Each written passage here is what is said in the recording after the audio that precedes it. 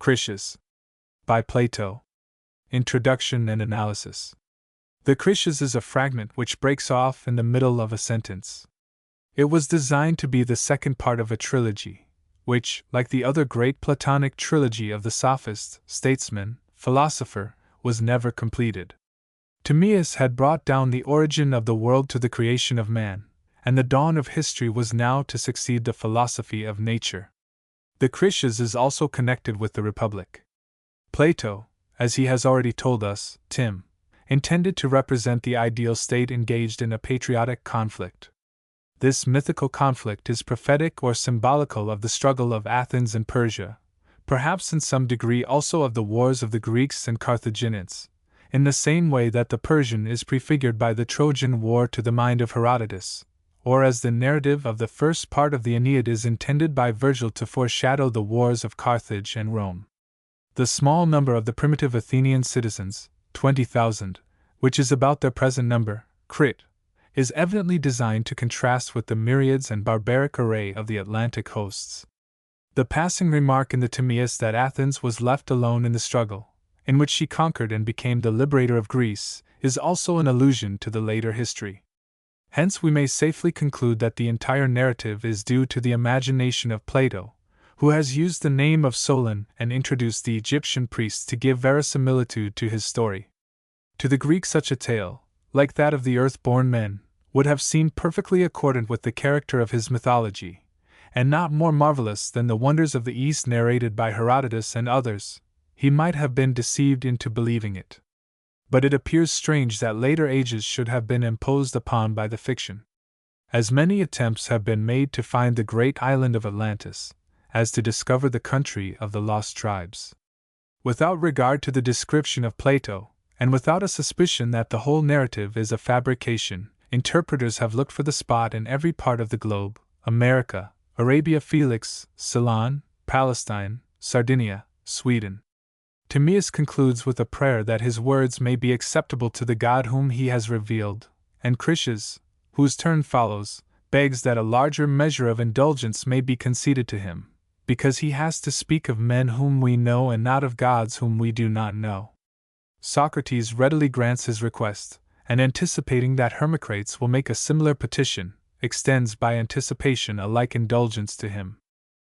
Critias returns to his story, professing only to repeat what Solon was told by the priests. The war of which he was about to speak had occurred 9,000 years ago. One of the combatants was the city of Athens, the other was the great island of Atlantis. Critias proposes to speak of these rival powers first of all, giving to Athens the precedence. The various tribes of Greeks and barbarians who took part in the war will be dealt with as they successively appear on the scene. In the beginning the gods agreed to divide the earth by lot in a friendly manner, and when they had made the allotment they settled their several countries, and were the shepherds or rather the pilots of mankind, whom they guided by persuasion, and not by force. Hephaestus and Athena, brother and sister deities, in mind and art united, obtained as their lot the land of Attica, a land suited to the growth of virtue and wisdom, and there they settled a brave race of children of the soil, and taught them how to order the state.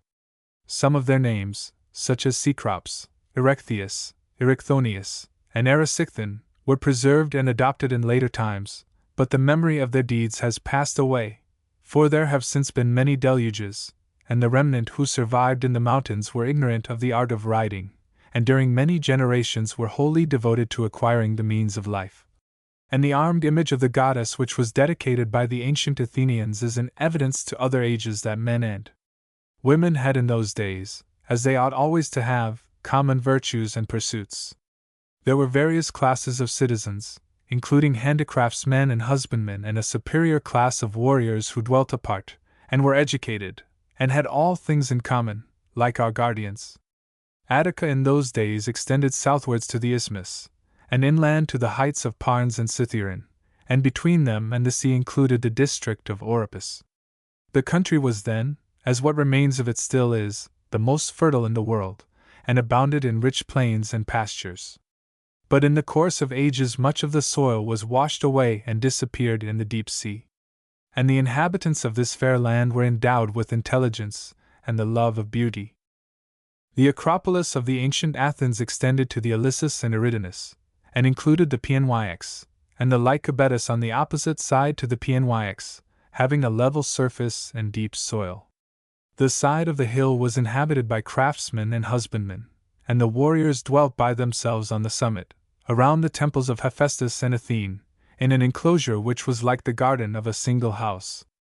In winter they retired into houses on the north of the hill, in which they held their syssitia. These were modest dwellings, which they bequeathed unaltered to their children's children. In summer-time the south side was inhabited by them, and then they left their gardens and dining halls. In the midst of the Acropolis was a fountain, which gave an abundant supply of cool water in summer and warm in winter. Of this there are still some traces. They were careful to preserve the number of fighting men and women at 20,000, which is equal to that of the present military force. And so they passed their lives as guardians of the citizens and leaders of the Hellenes. They were a just and famous race, celebrated for their beauty and virtue all over Europe and Asia. And now I will speak to you of their adversaries, but first I ought to explain that the Greek names were given to Solon in an Egyptian form, and he inquired their meaning and translated them. His manuscript was left with my grandfather Dropides, and is now in my possession.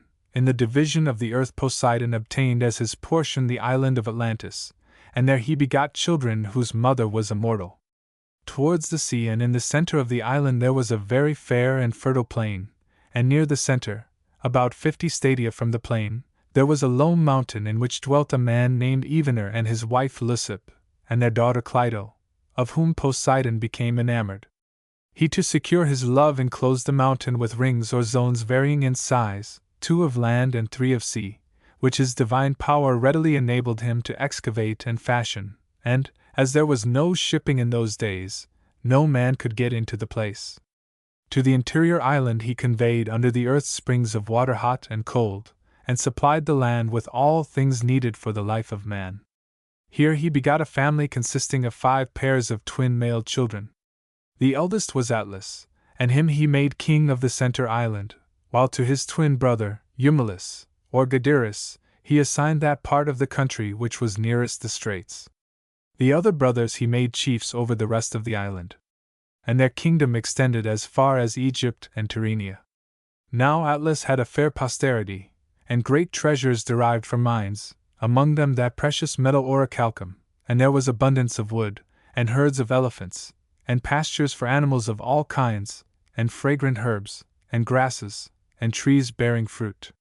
These they used, and employed themselves in constructing their temples, and palaces, and harbors, and docks, in the following manner. First, they bridged over the zones of sea, and made a way to and from the royal palace which they built in the center island.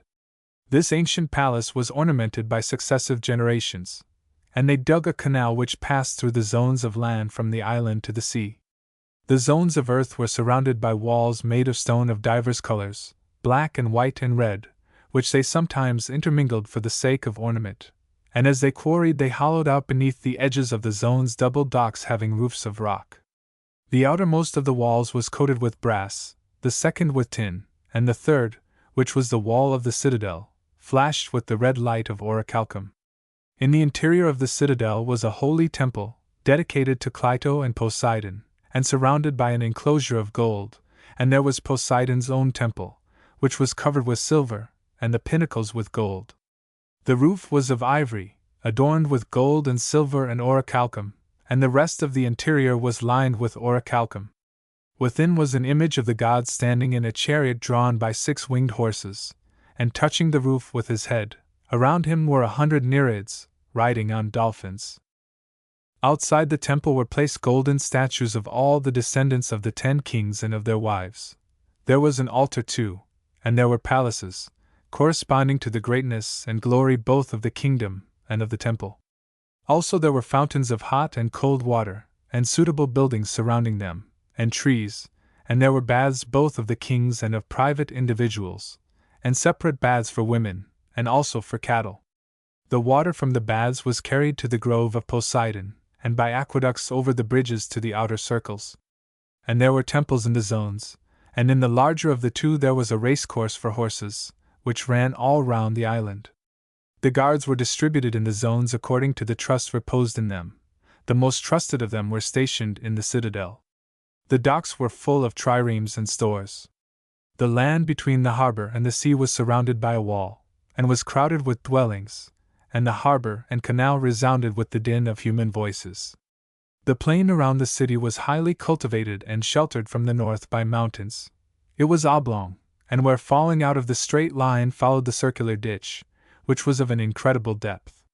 This depth received the streams which came down from the mountains, as well as the canals of the interior, and found a way to the sea.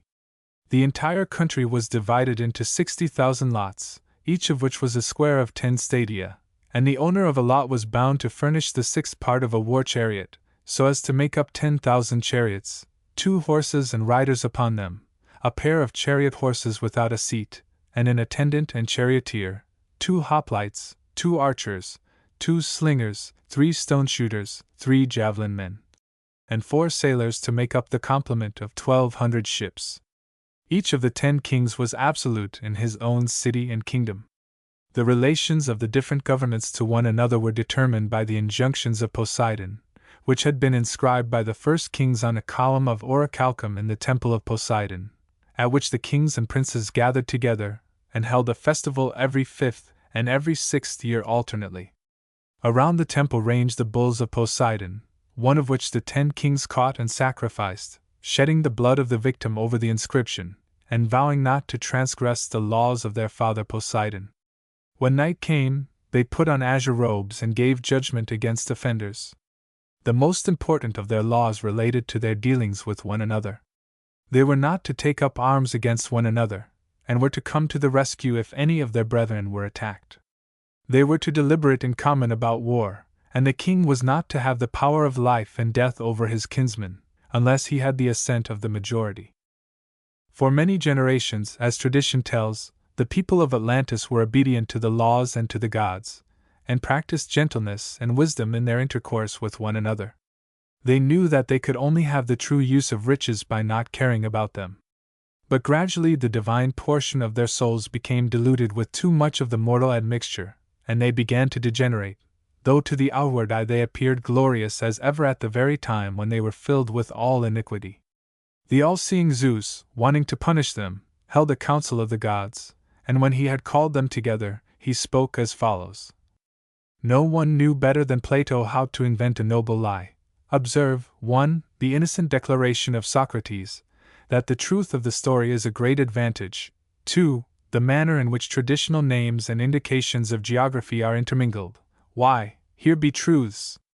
3. The extreme minuteness with which the numbers are given, as in the old epic poetry. 4. The ingenious reason assigned for the Greek names occurring in the Egyptian tale. 5. The remark that the armed statue of Athena indicated the common warrior life of men and women. 6. The particularity with which the third deluge before that of Deucalion is affirmed to have been the Great Destruction. 7. The happy guess that great geological changes have been effected by water. 8. The indulgence of the prejudice against sailing beyond the columns, and the popular belief of the shallowness of the ocean in that part. 9. The confession that the depth of the ditch in the island of Atlantis was not to be believed, and yet he could only repeat what he had heard, compared with the statement made in an earlier passage that Poseidon, being a god, found no difficulty in contriving the water supply of the center island. 10. The mention of the old rivalry of Poseidon and Athene, and the creation of the first inhabitants out of the soil. Plato here, as elsewhere, ingeniously gives the impression that he is telling the truth which mythology had corrupted. The world, like a child, has readily, and for the most part unhesitatingly, accepted the tale of the island of Atlantis. In modern times we hardly seek for traces of the submerged continent, but even Mr. Grote is inclined to believe in the Egyptian poem of Solon of which there is no evidence in antiquity, while others, like Martin, discuss the Egyptian origin of the legend, or like M. de Humboldt, whom he quotes, are disposed to find in it a vestige of a widely spread tradition. Others, adopting a different vein of reflection, regard the island of Atlantis as the anticipation of a still greater island, the continent of America. The tale, says M. Martin, rests upon the authority of the Egyptian priests, and the Egyptian priests took a pleasure in deceiving the Greeks. He never appears to suspect that there is a greater deceiver or magician than the Egyptian priests, that is to say, Plato himself, from the dominion of whose genius the critic and natural philosopher of modern times are not wholly emancipated. Although worthless in respect of any result which can be attained by them, discussions like those of M. Martin, Timey, have an interest of their own, and may be compared to the similar discussions regarding the lost tribes, to Esdras, as showing how the chance word of some poet or philosopher has given birth to endless religious or historical inquiries. See Introduction to the Timaeus. In contrasting the small Greek city numbering about 20,000 inhabitants with the barbaric greatness of the island of Atlantis, Plato probably intended to show that a state, such as the ideal Athens, was invincible, though matched against any number of opponents. Cp. Rep. Even in a great empire there might be a degree of virtue and justice, such as the Greeks believed to have existed under the sway of the first Persian kings. But all such empires were liable to degenerate, and soon incurred the anger of the gods. Their oriental wealth, and splendor of gold and silver, and variety of colors, seemed also to be at variance with the simplicity of Greek notions. In the island of Atlantis, Plato is describing a sort of Babylonian or Egyptian city, to which he opposes the frugal life of the true Hellenic citizen. It is remarkable that in his brief sketch of them, he idealizes the husbandmen who are lovers of honor and true husbandmen, as well as the warriors who are his sole concern in the Republic, and that though he speaks of the common pursuits of men and women, he says nothing of the community of wives and children. It is singular that Plato should have prefixed the most detested of Athenian names to this dialogue, and even more singular that he should have put into the mouth of Socrates a panegyric on him, Tim. Yet we know that his character was accounted infamous by Xenophon, and that the mere acquaintance with him was made a subject of accusation against Socrates. We can only infer that in this, and perhaps in some other cases, Plato's characters have no reference to the actual facts. The desire to do honor to his own family, and the connection with Solon, may have suggested the introduction of his name. Why the Critias was never completed, whether from accident, or from advancing age, or from a sense of the artistic difficulty of the design, cannot be determined. Critias.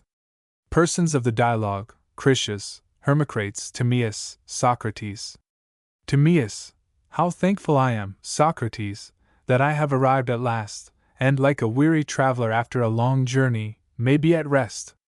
And I pray the being who always was of old, and has now been by me revealed, to grant that my words may endure in so far as they have been spoken truly and acceptably to him. But if unintentionally I have said anything wrong, I pray that he will impose upon me a just retribution, and the just retribution of him who errs is that he should be set right. Wishing, then, to speak truly in future concerning the generation of the gods, I pray him to give me knowledge, which of all medicines is the most perfect and best.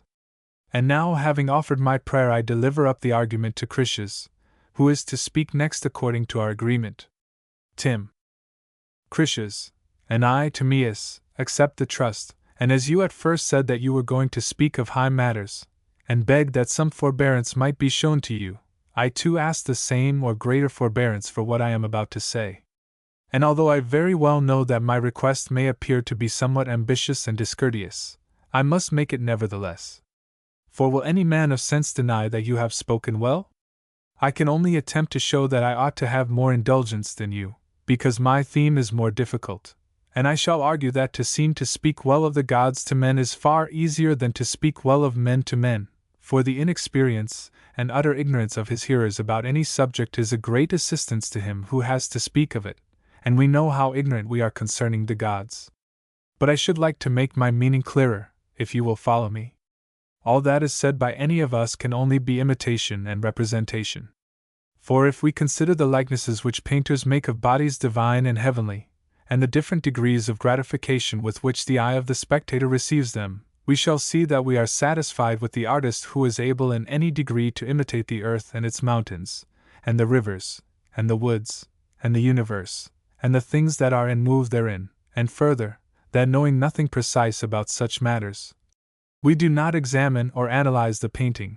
All that is required is a sort of indistinct and deceptive mode of shadowing them forth. But when a person endeavors to paint the human form, we are quick at finding out defects, and our familiar knowledge makes us severe judges of any one who does not render every point of similarity. And we may observe the same thing to happen in discourse. We are satisfied with a picture of divine and heavenly things which has very little likeness to them, but we are more precise in our criticism of mortal and human things. Wherefore, if at the moment of speaking I cannot suitably express my meaning, you must excuse me, considering that to form approved likenesses of human things is the reverse of easy.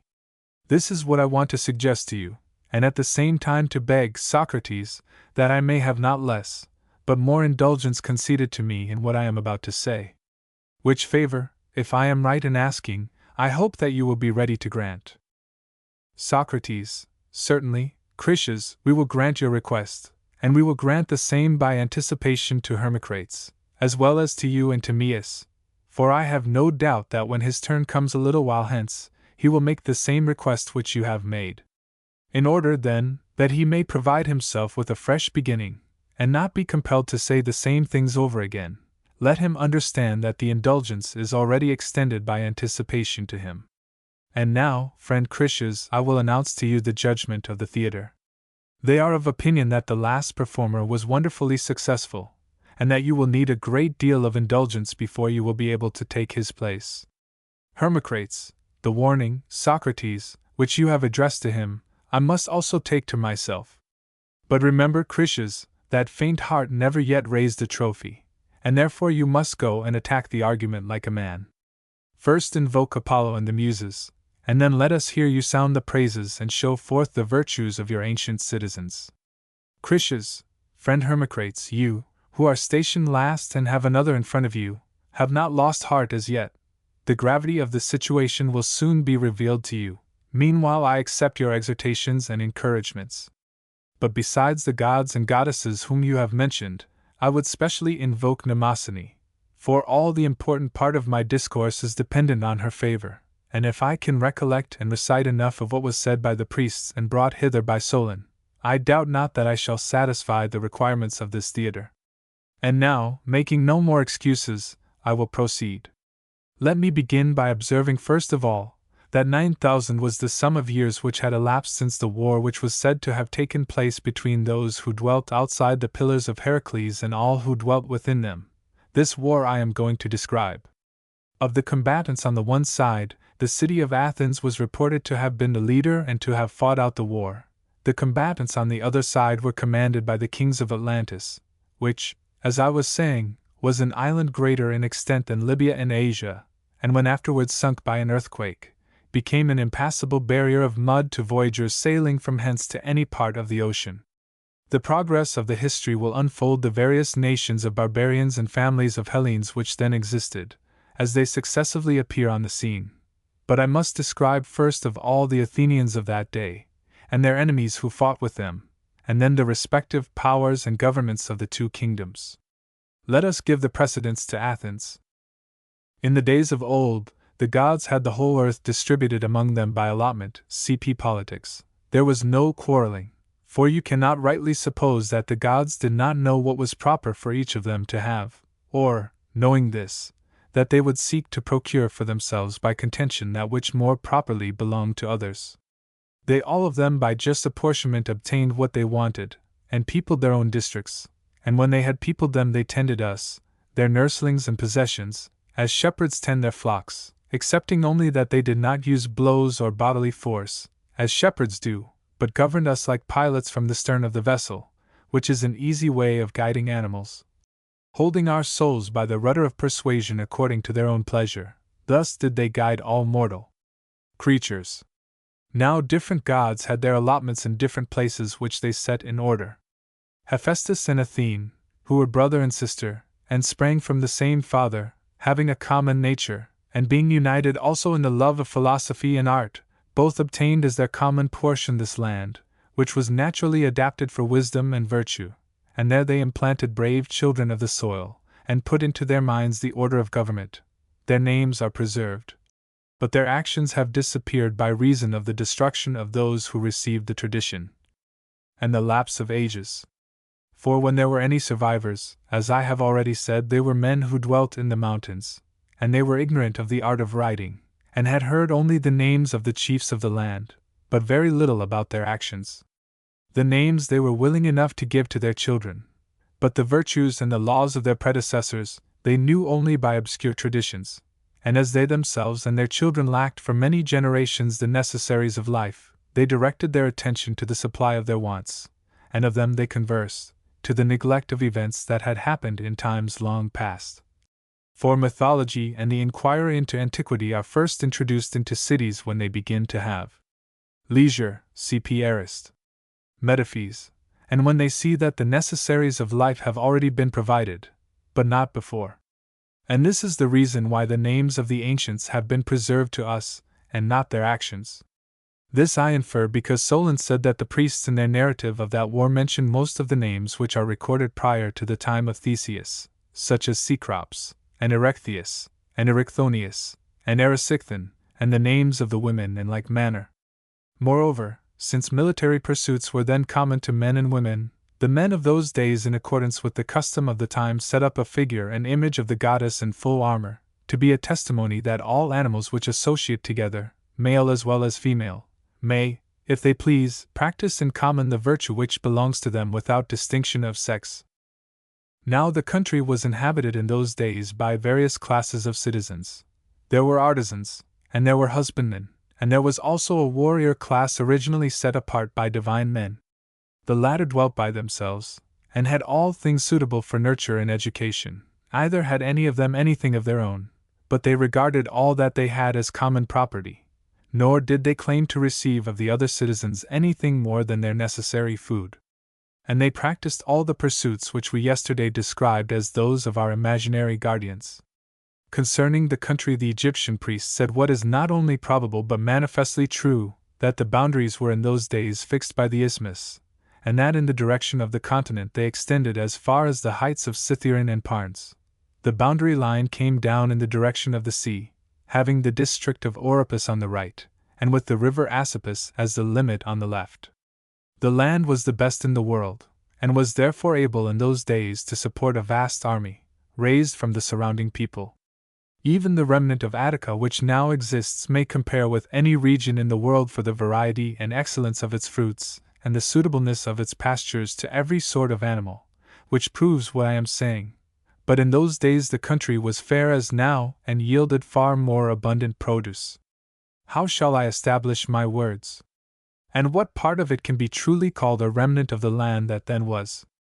The whole country is only a long promontory extending far into the sea away from the rest of the continent, while the surrounding basin of the sea is everywhere deep in the neighborhood of the shore. Many great deluges have taken place during the 9,000 years, for that is the number of years which have elapsed since the time of which I am speaking, and during all this time and through so many changes, there has never been any considerable accumulation of the soil coming down from the mountains, as in other places, but the earth has fallen away all round and sunk out of sight. The consequence is, that in comparison of what then was, there are remaining only the bones of the wasted body, as they may be called, as in the case of small islands, all the richer and softer parts of the soil having fallen away, and the mere skeleton of the land being left. But in the primitive state of the country, its mountains were high hills covered with soil, and the plains, as they are termed by us, of Phelleus were full of rich earth, and there was abundance of wood in the mountains. Of this last the traces still remain, for although some of the mountains now only afford sustenance to bees, not so very long ago there were still to be seen roofs of timber cut from trees growing there, which were of a size sufficient to cover the largest houses, and there were many other high trees, cultivated by man and bearing abundance of food for cattle. Moreover, the land reaped the benefit of the annual rainfall, not as now losing the water which flows off the bare earth into the sea, but, having an abundant supply in all places, and receiving it into herself and treasuring it up in the close clay soil, it let off into the hollows the streams which it absorbed from the heights, providing everywhere abundant fountains and rivers, of which there may still be observed sacred memorials in places where fountains once existed, and this proves the truth of what I am saying. Such was the natural state of the country, which was cultivated, as we may well believe, by true husbandmen, who made husbandry their business, and were lovers of honor, and of a noble nature, and had a soil the best in the world, an abundance of water, and in the heaven above an excellently tempered climate. Now the city in those days was arranged on this wise. In the first place, the Acropolis was not as now. For the fact is that a single night of excessive rain washed away the earth and laid bare the rock. At the same time there were earthquakes, and then occurred the extraordinary inundation, which was the third before the great destruction of Deucalion.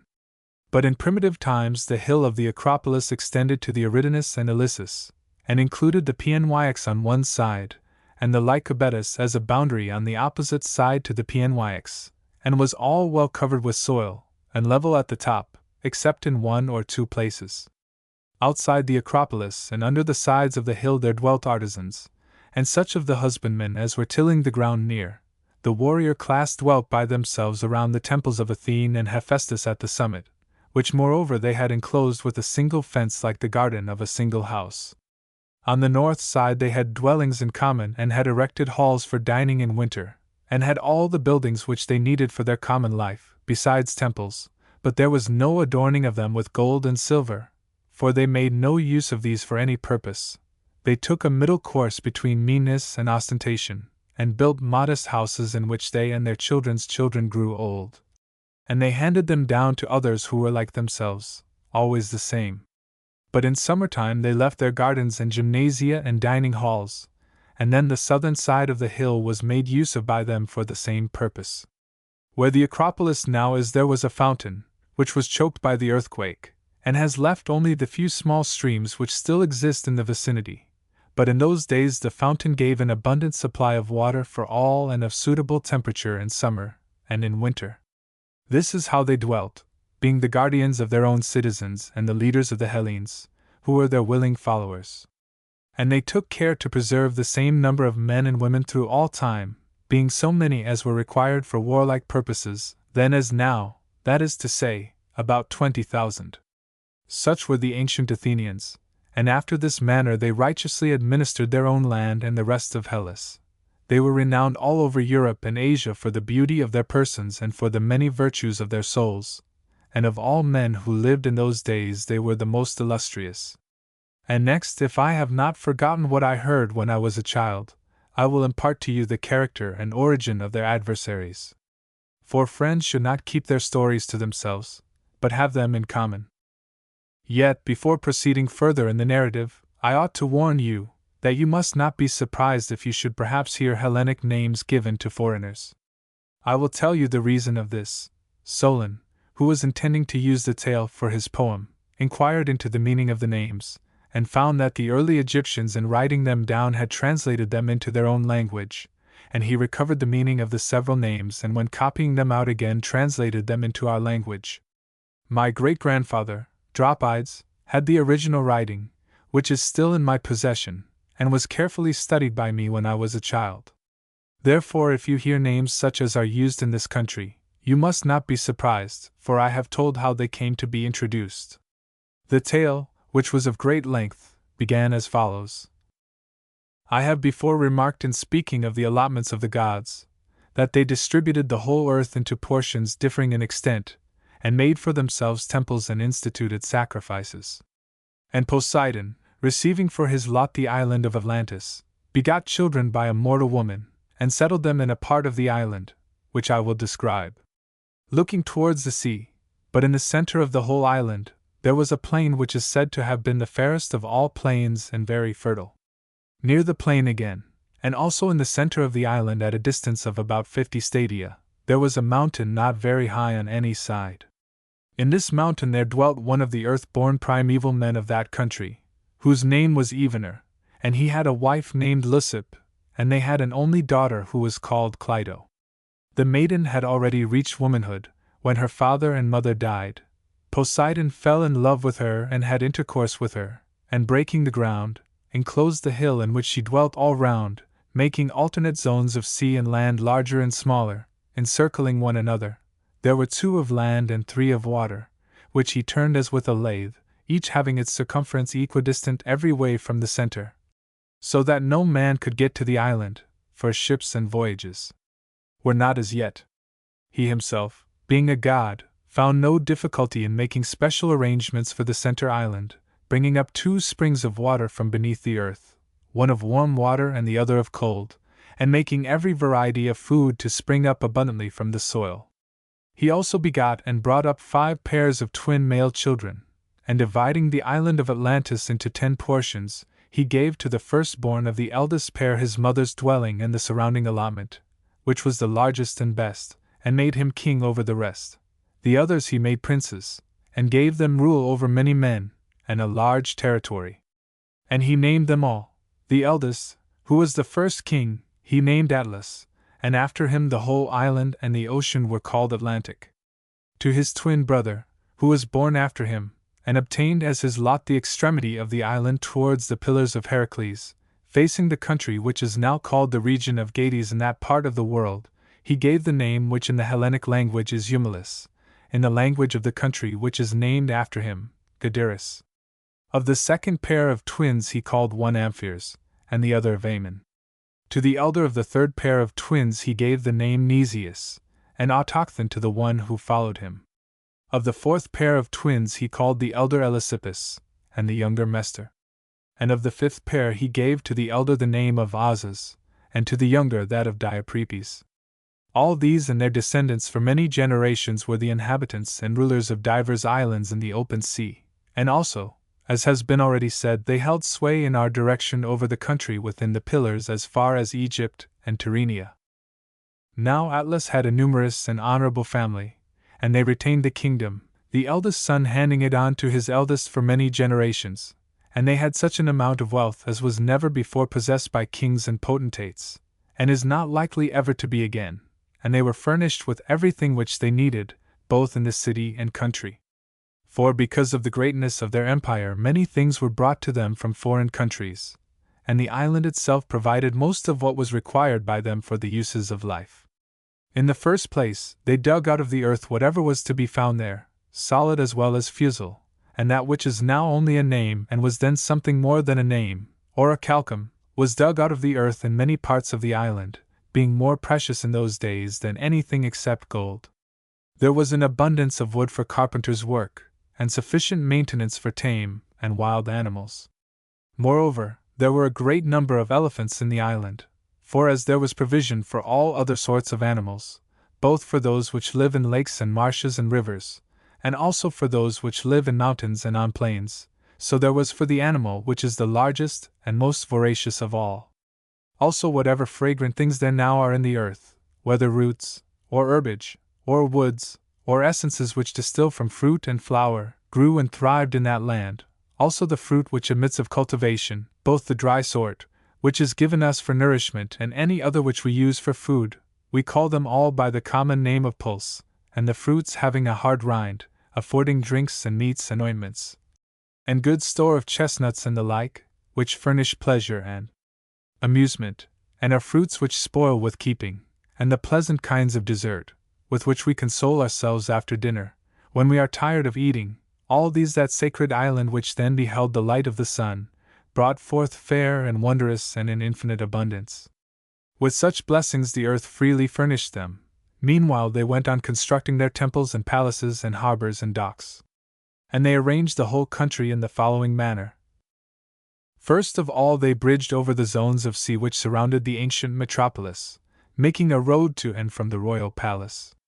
And at the very beginning they built the palace in the habitation of the god and of their ancestors, which they continued to ornament in successive generations, every king surpassing the one who went before him to the utmost of his power, until they made the building a marvel to behold for size and for beauty.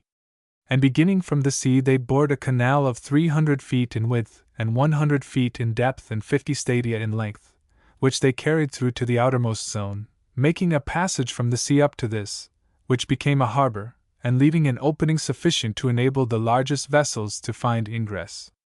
Moreover, they divided at the bridges the zones of land which parted the zones of sea, leaving room for a single trireme to pass out of one zone into another, and they covered over the channels so as to leave a way underneath for the ships, for the banks were raised considerably above the water. Now the largest of the zones into which a passage was cut from the sea was 3 stadia in breadth, and the zone of land which came next of equal breadth. But the next 2 zones, the one of water, the other of land, were 2 stadia, and the one which surrounded the central island was a stadium only in width. The island in which the palace was situated had a diameter of 5 stadia. All this including the zones and the bridge, which was the 6th part of a stadium in width. They surrounded by a stone wall on every side, placing towers and gates on the bridges where the sea passed in. The stone which was used in the work they quarried from underneath the center island, and from underneath the zones, on the outer as well as the inner side. One kind was white, another black, and a third red, and as they quarried, they at the same time hollowed out double docks, having roofs formed out of the native rock. Some of their buildings were simple, but in others they put together different stones, varying the color to please the eye, and to be a natural source of delight. The entire circuit of the wall, which went round the outermost zone, they covered with a coating of brass, and the circuit of the next wall they coated with tin, and the third, which encompassed the citadel, flashed with the red light of orichalcum. The palaces in the interior of the citadel were constructed on this wise. In the center was a holy temple dedicated to Plato and Poseidon, which remained inaccessible, and was surrounded by an enclosure of gold. This was the spot where the family of the 10 princes first saw the light, and thither the people annually brought the fruits of the earth in their season from all the 10 portions, to be an offering to each of the 10. Here was Poseidon's own temple, which was a stadium in length, and half a stadium in width, and of a proportionate height, having a strange barbaric appearance. All the outside of the temple, with the exception of the pinnacles, they covered with silver, and the pinnacles with gold. In the interior of the temple the roof was of ivory, curiously wrought everywhere with gold and silver and orichalcum, and all the other parts, the walls and pillars and floor, they coated with orichalcum. In the temple they placed statues of gold. There was the god himself standing in a chariot, the charioteer of 6 winged horses, and of such a size that he touched the roof of the building with his head. Around him there were 100 Nereids riding on dolphins, for such was thought to be the number of them by the men of those days. There were also in the interior of the temple other images which had been dedicated by private persons. And around the temple on the outside were placed statues of gold of all the descendants of the 10 kings and of their wives, and there were many other great offerings of kings and of private persons, coming both from the city itself and from the foreign cities over which they held sway. There was an altar too, which in size and workmanship corresponded to this magnificence, and the palaces, in like manner, answered to the greatness of the kingdom and the glory of the temple. In the next place they had fountains, one of cold and another of hot water, in gracious plenty flowing, and they were wonderfully adapted for use by reason of the pleasantness and excellence of their waters. They constructed buildings about them and planted suitable trees. Also they made cisterns, some open to the heaven, others roofed over, to be used in winter as warm baths. There were the king's baths, and the baths of private persons, which were kept apart, and there were separate baths for women, and for horses and cattle, and to each of them they gave as much adornment as was suitable. Of the water which ran off they carried some to the grove of Poseidon, where were growing all manner of trees of wonderful height and beauty, owing to the excellence of the soil, while the remainder was conveyed by aqueducts along the bridges to the outer circles, and there were many temples built and dedicated to many gods, also gardens and places of exercise, some for men, and others for horses in both of the 2 islands formed by the zones, and in the center of the larger of the 2 there was set apart a race course of a stadium in width, and in length allowed to extend all round the island, for horses to race in. Also there were guard houses at intervals for the guards, the more trusted of whom were appointed to keep watch in the lesser zone, which was nearer the Acropolis, while the most trusted of all had houses given them within the citadel, near the persons of the kings. The docks were full of triremes and naval stores, and all things were quite ready for use. Enough of the plan of the royal palace. Leaving the palace and passing out across the 3 harbors, you came to a wall which began at the sea and went all round. This was everywhere distant 50 stadia from the largest zone or harbor, and enclosed the whole, the ends meeting at the mouth of the channel which led to the sea. The entire area was densely crowded with habitations, and the canal and the largest of the harbors were full of vessels and merchants coming from all parts, who, from their numbers, kept up a multitudinous sound of human voices, and din and clatter of all sorts night and day. I have described the city and the environs of the ancient palace nearly in the words of Solon, and now I must endeavor to represent to you the nature and arrangement of the rest of the land. The whole country was said by him to be very lofty and precipitous on the side of the sea, but the country immediately about and surrounding the city was a level plain, itself surrounded by mountains which descended towards the sea. It was smooth and even, and of an oblong shape, extending in one direction 3,000 stadia, but across the center inland it was 2,000 stadia. This part of the island looked towards the south, and was sheltered from the north. The surrounding mountains were celebrated for their number and size and beauty, far beyond any which still exist, having in them also many wealthy villages of country folk, and rivers, and lakes, and meadows supplying food enough for every animal, wild or tame, and much wood of various sorts, abundant for each and every kind of work. I will now describe the plain, as it was fashioned by nature and by the labors of many generations of kings through long ages. It was for the most part rectangular and oblong, and where falling out of the straight line followed the circular ditch. The depth, and width, and length of this ditch were incredible, and gave the impression that a work of such extent, in addition to so many others, could never have been artificial. Nevertheless, I must say what I was told. It was excavated to the depth of 100 feet, and its breadth was a stadium everywhere. It was carried round the whole of the plain, and was 10,000 stadia in length. It received the streams which came down from the mountains, and winding round the plain and meeting at the city, was there let off into the sea. Further inland, likewise, straight canals of 100 feet in width were cut from it through the plain, and again let off into the ditch leading to the sea. These canals were at intervals of 100 stadia, and by them they brought down the wood from the mountains to the city, and conveyed the fruits of the earth in ships, cutting transverse passages from one canal into another, and to the city. Twice in the year they gathered the fruits of the earth, in winter having the benefit of the rains of heaven, and in summer the water which the land supplied by introducing streams from the canals. As to the population, each of the lots in the plain had to find a leader for the men who were fit for military service, and the size of a lot was a square of 10 stadia each way, and the total number of all the lots was 60,000. And of the inhabitants of the mountains and of the rest of the country there was also a vast multitude, which was distributed among the lots and had leaders assigned to them according to their districts and villages.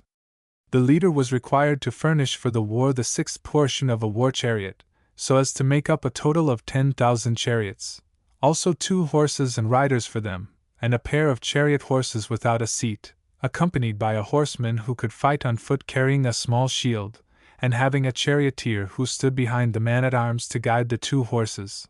Also, he was bound to furnish 2 heavy-armed soldiers, 2 archers, 2 slingers, 3 stone-shooters and 3 javelin men, who were light-armed, and 4 sailors to make up the complement of 1,200 ships. Such was the military order of the royal city. The order of the other 9 governments varied, and it would be wearisome to recount their several differences. As to offices and honors, the following was the arrangement from the first. Each of the 10 kings in his own division and in his own city had the absolute control of the citizens, and in most cases, of the laws, punishing and slaying whomsoever he would. Now the order of precedence among them and their mutual relations were regulated by the commands of Poseidon which the law had handed down. These were inscribed by the first kings on a pillar of orichalcum, which was situated in the middle of the island, at the temple of Poseidon, whither the kings were gathered together every 5th and every 6th year alternately, thus giving equal honor to the odd and to the even number. And when they were gathered together they consulted about their common interests, and inquired if any one had transgressed in anything, and passed judgment, and before they passed judgment they gave their pledges to one another on this wise. There were bulls who had the range of the temple of Poseidon, and the 10 kings, being left alone in the temple, after they had offered prayers to the god that they might capture the victim which was acceptable to him, hunted the bulls, without weapons but with staves and nooses, and the bull which they caught they led up to the pillar, and cut its throat over the top of it so that the blood fell upon the sacred inscription. Now on the pillar, besides the laws, there was inscribed an oath invoking mighty curses on the disobedient. When therefore, after slaying the bull in the accustomed manner, they had burned its limbs, they filled a bowl of wine and cast in a clot of blood for each of them. The rest of the victim they put in the fire, after having purified the column all round. Then they drew from the bowl and golden cups, and pouring a libation on the fire, they swore that they would judge according to the laws on the pillar, and would punish him who in any point had already transgressed them, and that for the future they would not, if they could help, offend against the writing on the pillar, and would neither command others, nor obey any ruler who commanded them, to act otherwise than according to the laws of their father Poseidon. This was the prayer which each of them offered up for himself and for his descendants, at the same time drinking and dedicating the cup out of which he drank in the temple of the god. And after they had supped and satisfied their needs, when darkness came on, and the fire about the sacrifice was cool, all of them put on most beautiful azure robes, and sitting on the ground, at night, over the embers of the sacrifices by which they had sworn, and extinguishing all the fire about the temple, they received and gave judgment, if any of them had an accusation to bring against any one. And when they had given judgment, at daybreak they wrote down their sentences on a golden tablet, and dedicated it together with their robes to be a memorial. There were many special laws affecting the several kings inscribed about the temples, but the most important was the following: they were not to take up arms against one another, and they were all to come to the rescue if any one in any of their cities attempted to overthrow the royal house. Like their ancestors, they were to deliberate in common about war and other matters, giving the supremacy to the descendants of Atlas. And the king was not to have the power of life and death over any of his kinsmen unless he had the assent of the majority of the 10. Such was the vast power which the god settled in the lost island of Atlantis, and this he afterwards directed against our land for the following reasons, as tradition tells: for many generations, as long as the divine nature lasted in them, they were obedient to the laws, and well affectioned towards the god, whose seed they were, for they possessed true and in every way great spirits, uniting gentleness with wisdom in the various chances of life, and in their intercourse with one another. They despised everything but virtue, caring little for their present state of life, and thinking lightly of the possession of gold and other property, which seemed only a burden to them. Either were they intoxicated by luxury, nor did wealth deprive them of their self-control, but they were sober, and saw clearly that all these goods are increased by virtue and friendship with one another, whereas by too great regard and respect for them, they are lost in friendship with them. By such reflections and by the continuance in them of a divine nature, the qualities which we have described grew and increased among them. But when the divine portion began to fade away, and became diluted too often and too much with the mortal admixture, and the human nature got the upper hand, they then, being unable to bear their fortune, behaved unseemly, and to him who had an eye to see grew visibly debased.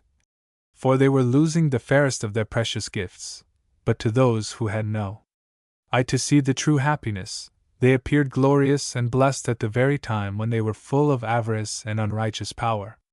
Zeus, the god of gods, who rules according to law, and is able to see into such things, perceiving that an honorable race was in a woeful plight, and wanting to inflict punishment on them, that they might be chastened and improve, collected all the gods into their most holy habitation, which, being placed in the center of the world, beholds all created things. And when he had called them together, he spake as follows: